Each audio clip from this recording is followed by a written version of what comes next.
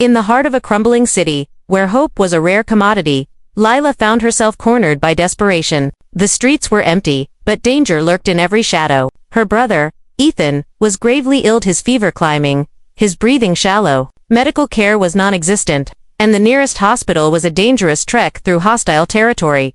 Lila had tried everything, begged strangers, scavenged for medicine, and even bartered with dangerous men. But nothing worked. Ethan's condition worsened by the hour. She could see the life draining from his eyes, and she knew time was running out.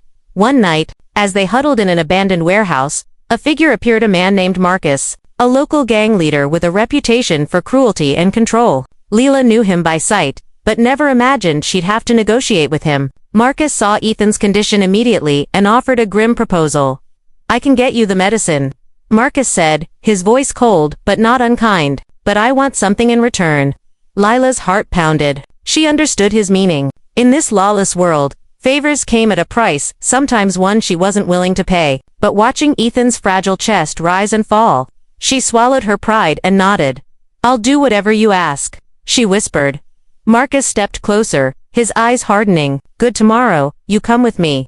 That night, Lila wrestled with fear and shame. She hated herself for the offer she had made, but love made her brave. She vowed to protect Ethan at any cost. But what she didn't know was that Marcus's plans were far different from what she expected. He wasn't interested in taking advantage of her weakness.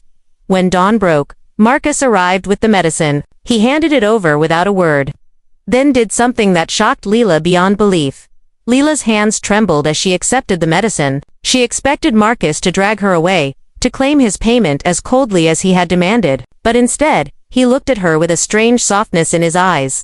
"Take care of him," Marcus said quietly. "I'll be around. If you need anything else, you know where to find me." Lila was stunned. Could this man feared by many be showing kindness? For the first time since this nightmare began, she dared to hope. Days passed, and Ethan's health improved slowly. Lila watched over him with a fierce determination, but the fear of Marcus returning hung over her. She kept to herself, avoiding the streets, praying Marcus wouldn't come back with demands. But one evening, there was a knock at the door. Lila's heart froze. Marcus stood outside, but not alone. Behind him were a group of his men, all looking grim but ready for action. "I need your help," Marcus said, surprising her again. "There's a rival gang threatening this area. If they take over, no one will be safe, not even you or Ethan." Lila blinked, confused. This wasn't the ruthless gangster she had feared, it was a man with a purpose. "You want me to fight?" she asked, voice shaking.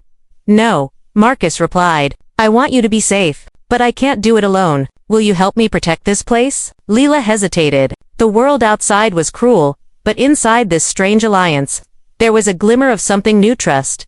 Over the next few weeks, Lila and Marcus formed an unlikely partnership. She helped him gather information about the rival gang, using her knowledge of the neighborhood. Marcus, in turn, protected her and Ethan from harm, sending his men to guard their makeshift home.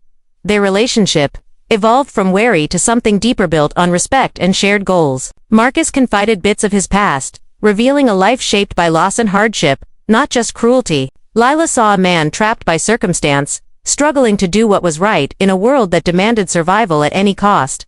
One night, as they sat by a small fire, Marcus spoke quietly. "I didn't want to take advantage of you," he said. "When you offered yourself, I saw something stronger, someone who deserved better." Lila's eyes filled with tears. For so long, she had felt powerless and broken, but here was a man who saw her strength, not just her desperation. "Maybe we can build something better," she whispered. But danger was closing in. The rival gang was growing bolder, and the fragile peace they had forged was about to be tested. The rival gang struck at dawn, their weapons blazing through the empty streets. Marcus and his men rallied quickly, defending their turf with fierce determination. Lila stayed close, helping where she could, warning neighbors, running messages, and tending to the wounded. The fight was brutal and relentless. Buildings burned, and cries echoed through the chaos. Lila feared for Ethan, who was weak but still clinging to life. Marcus fought with a ferocity that revealed the pain beneath his hardened exterior.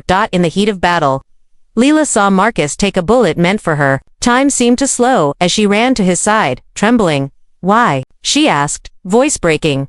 "Because you're not just anyone," he gasped. "Your family?" That moment changed everything. The enemy retreated, but the cost was high. Marcus was wounded, and the city's future uncertain. With Marcus injured, Lila took charge, rallying the community to rebuild and protect their home. Marcus recovered slowly, and their bond grew stronger, no longer forged by desperation, but by choice. They stood together, not as savior and saved, but as equals facing a harsh world with hope. Lila's sacrifice had sparked something unexpected, a partnership that would shape their lives and their city's future. In the end, what he did instead of taking her offer was more powerful than anything she could have imagined. He fought to protect her, and in doing so, saved them both.